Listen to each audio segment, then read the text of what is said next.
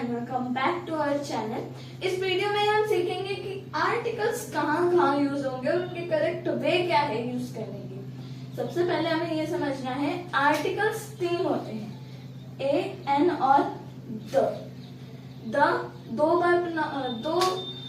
दो वर्ड्स की तरह प्रोनाउंस किया जाता है, पहला the end second the.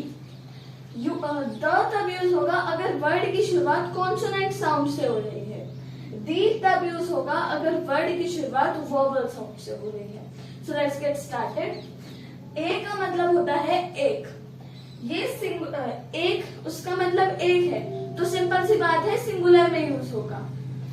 And begin with consonant sound, अगर वर्ड की शुरुआत कॉन्सोनेंट साउंड से हो रही है तो ए यूज होगा।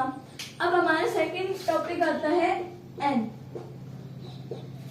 जैसे कि हमने बताया कि ए का मतलब एक होता है, तो एन का मतलब भी एक ही होता है, तो सिंपल सी बात है वो भी सिंगुलर में ही यूज होगा। और अगर वर्ड की शुरुआत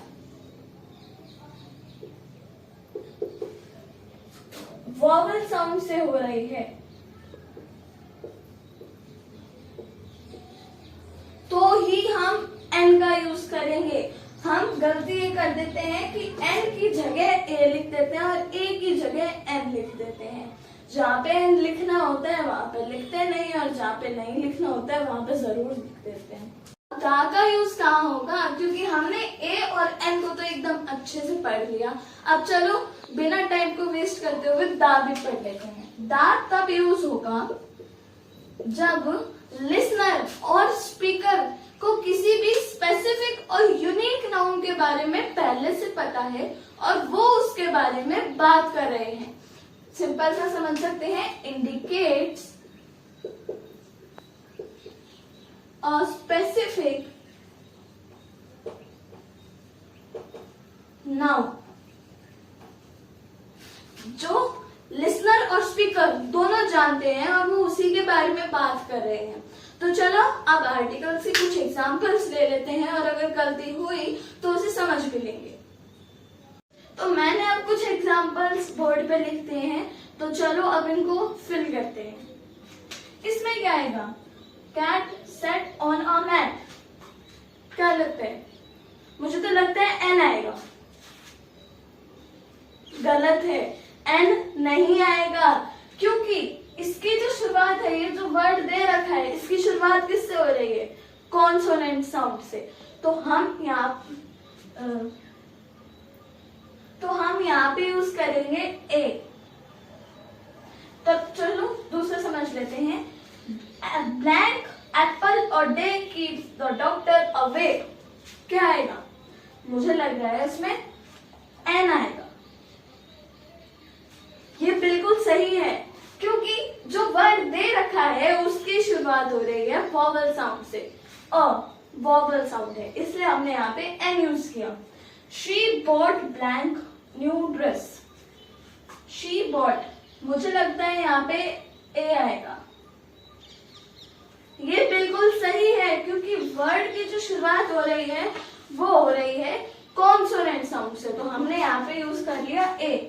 He is blank honest man। अब मुझे लग रहा है इसमें आएगा ए। बहुत सिंपल है, ये तो ए ही आएगा, पर ये गलत है, क्योंकि ऑनेस्ट में एच साइलेंट होता है, इसलिए हम यहाँ पे ए यूज नहीं करेंगे, एन यूज करेंगे। ठीक है। Blank tallest building.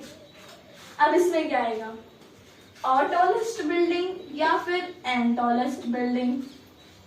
ये दोनों गलत है, क्योंकि यहाँ पे द यूज होगा और दी यूज नहीं होगा, ये ध्यान रखना, द यूज होगा, जिसकी प्रोनाउंसिएशन द।